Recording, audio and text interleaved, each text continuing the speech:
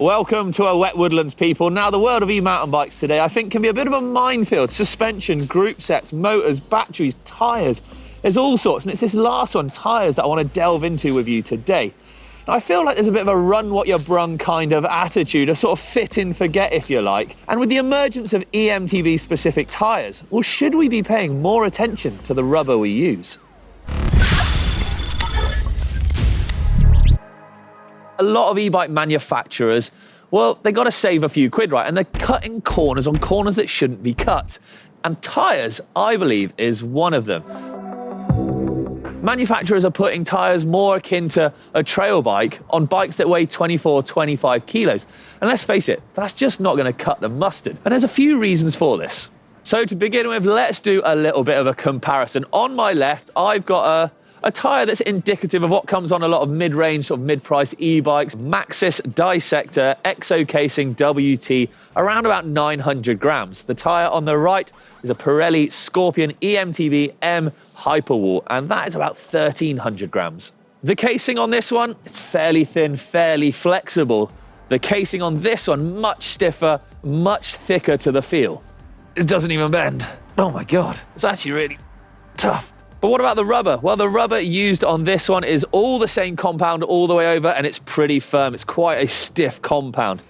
The one on the right, well, you might guess this, you might not. It's actually as well all the same compound all over, but it's their smart compound, and it's much softer and much more pliable to the touch. Enough of the comparisons then. Let's dive in a little bit deeper. Now, we talk about weight all the time when it comes to lightweight e-bikes, yet on the full-powered versions, we sort of gloss over it. We don't really think about it too much, yet we're still shaving grams off in places like tyres. So when it comes to an eMTB specific tyre, should we be adding a little bit more weight on? And does it really matter? Now, firstly, there are some very good reasons why these specific tyres are heavier than their standard counterparts. There might be insert protection in the sidewalls, thicker casings, and stronger sidewalls all around. Now, for example, take the Hyperwall technology that's in this Pirelli, for example. Now, what that is an insert within the casing of the tyre that also wraps around the bead. Because you got to think of the forces and the weight and the load that goes through a tyre on an e-bike. It's going to deform, it's going to change its shape. And what this stronger casing does is actually help it hold that, help it not squirm out of place when you don't want it to. It also obviously aids things like puncture protection, slices, and any kind of pinch flats as well, because the casing, the sidewall, if you like, isn't going to squash as easy and certainly pinch at the bead. It's going to hold its shape a lot better. Take our stock tyre, for example, the one that sort of comes on a lot of bikes. The sidewalls on this, they feel a lot thinner. They're a lot more flexible. You can see just how easy they squish together like that. And that's the same across the top of the carcass as well. And there's also very little in terms of puncture protection in this particular model as well. So the chances of getting a puncture either by a pinch flat or a slice or just catching it on a rock are greatly increased. Now, if you're wondering what the weight penalty is actually for an eMTB specific tyre over a standard tyre, you're kind of looking on average around the 300 to 400 grams mark.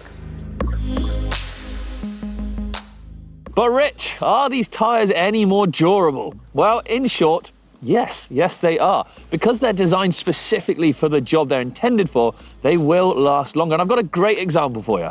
A friend of mine, well, he was using a cheaper tyre, and his reasoning was that he just wore them out really quickly. So he didn't want to waste money on them. He saw them as a disposable part, which essentially they are.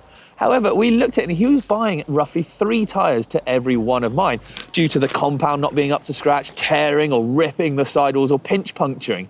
So actually, in the long run, it was costing him considerably more. A lot of specific tyres like this one are going to have specially formulated compounds and tread patterns to help improve things like efficiency and wear and tear over time. Now, this in turn is obviously going to increase durability and prolong the life of that tyre.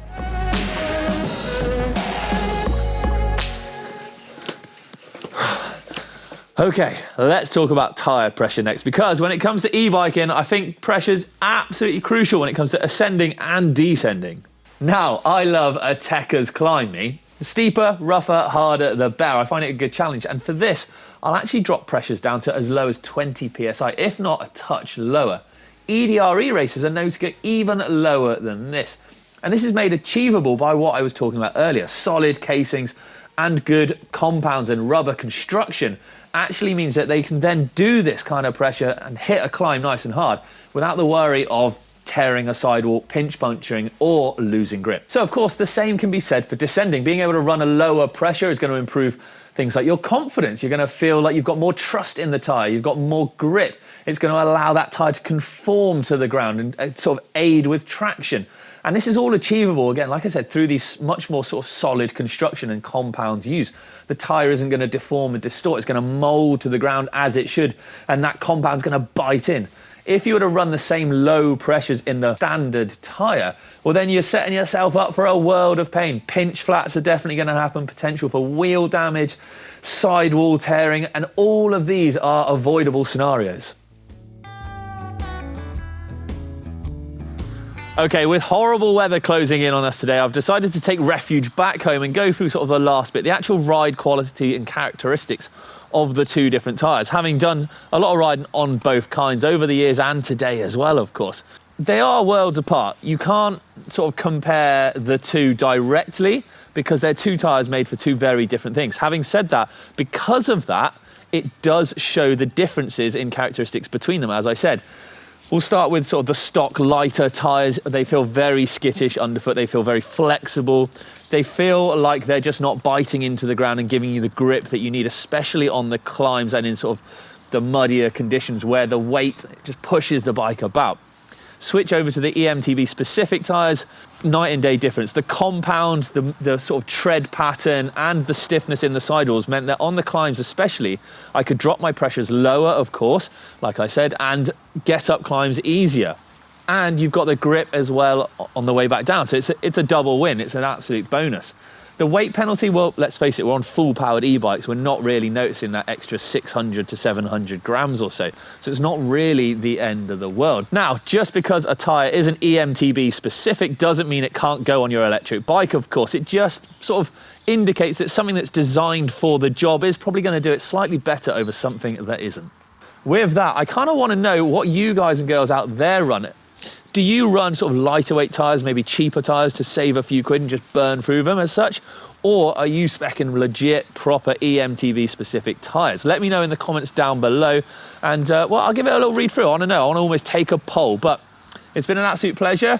I'm going to go warm up, dry off a little bit. But until next time, eMTB world, I'll catch you later.